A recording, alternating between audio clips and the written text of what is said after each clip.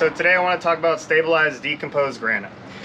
So you can see right here we have our DG, decomposed granite, and basically what we do with this stuff is, you know, decomposed granite doesn't naturally come hard like this, obviously. They add a powdered stabilizer resin type thing.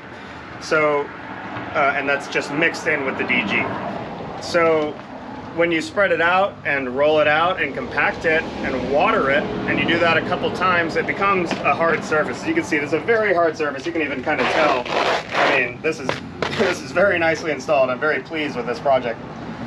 We did all sorts of things in this project. We did pebbles and all sorts of other stuff. I don't want to go over DG today. So this pathway is coming all the way through here.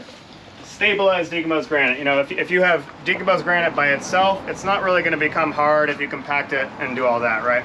You can actually also add, for additional stabilization, you can add at the end of the install, you can put in a liquid stabilizer kind of on top. You can use like kind of one of those weed killer sprayers and spray that out on top. Maybe a layer or two of that, and that becomes even harder. Sometimes you don't even really need to do that. We didn't do that here. This is just powdered stabilizer added to the DG. So we did kind of the pebbles and stuff in here. You can kind of see the color. This is the color you're going to get with most of your decomposed granite. It's kind of like a tan beige type color, natural looking. You know, other colors of DG we don't really like to get into very often.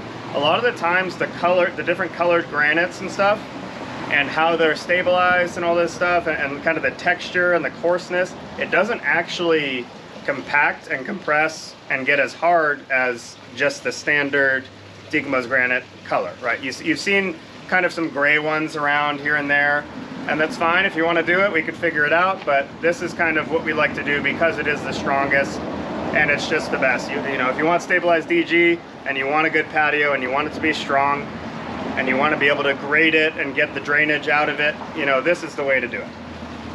So this comes all the way through here. As you can see, this is a little wet. It might have actually rained earlier today, so this got a little wet, or maybe one of the sprinklers. So this is what it looks like when it's wet. Getting it wet here and there after install, you know, especially on like a hotter day. You know, we're hitting fall here in LA, but on a hotter day, if you had your DG installed several months ago and it's 100 degrees outside and it's midsummer, spray it down and it'll literally bake and become even stronger. You know, I've seen DG become as strong as concrete pretty much, and this stuff right here, you know, this is very, very well done, very compacted, right? You can see all the way through, nice even transition all the way through as well. And we have a small grade running through that way, so if it rains heavily or something, all the water is just going to run along the channel there and go that way. And coming through here, you know, you get to see a little bit more of this project. It was a fun project. They got this fountain here from Reseda Discount Fountains and Pottery. I send customers there quite often when they want a water feature, especially something with some noise. They have a lot of stuff with some good noise. Reseda Discount Pottery has thousands and thousands of fountains on all at the same time, and you can walk through their two giant showrooms. Really cool place to go. Even if you just want to bring the kids out to have a good time and look around at the fountains, it's really fun. So they got that from there. There's one over on that side too. They're just swapping that one out. And then they're gonna have one up here as well. I can show you that. You know, we did some other work over here, some ground cover and seed and cedar planter boxes, but also want to go over the DG. So up here before they had all sorts of random pavers and dirt and weeds and all sorts of random stuff up here.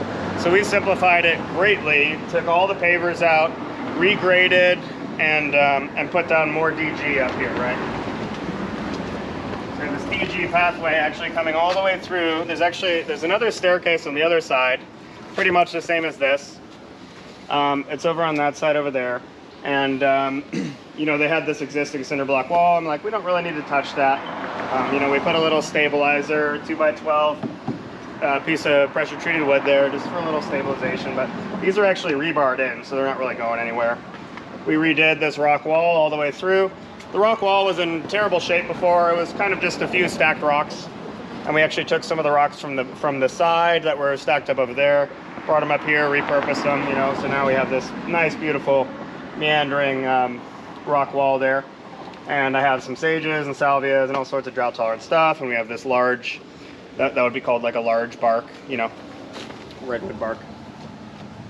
So we got a much more natural look up here. It was mostly just dirt and random rocks and cinder blocks randomly strewn about on the hillside, random pavers, and now we just got a nice clean DG path and stuff. So once we come down to the DG, you know, it's just something that, you know, some companies will like to put DG everywhere or in large open spaces, large patios, right by the back door or something. I really like to stay away from stuff like that. I want DG in a contained area with edging, so it can be held in and harden on its own in its own little area, right? If I just put DG everywhere down there or on the patio or whatever, it's going to track into the house. It's going to get stuck in your shoes, all sorts of stuff. It's going to get cracks. If it rains heavily, you're usually, and especially in a larger area, wider area, you're usually going to get little kind of rivers going through it and cracks. We don't want to put weed fabric beneath DG in almost any situation. It already compresses the weeds, and you want to compact it into soil, and it becomes a harder surface if you compact it into soil like that, and less cracking, right? You can imagine if you compacted it into a fabric on top of a fabric, that the fabric is kind of loose, right? So especially in Los Angeles, where we get an earthquake every 4 minutes, even if you're not feeling it, the ground is shifting a lot, right? So if it's just sitting on top of fabric, the DG is just going to kind of, you know, crack. So compact it into the soil most of the time, you know. In certain situations, maybe we'll put a fabric down. And then in a lot of situations, we like putting a road base down beneath the DG as well. A road base is like a mixture of, you know, small rock and clay, and it's just a compacted surface. You know, you put road base beneath like driveways and concrete and stuff. So putting it beneath the DG just makes it even that much harder and more weed resistant as well. So yeah, that's pretty much it on DG, and we'll see you in the next one.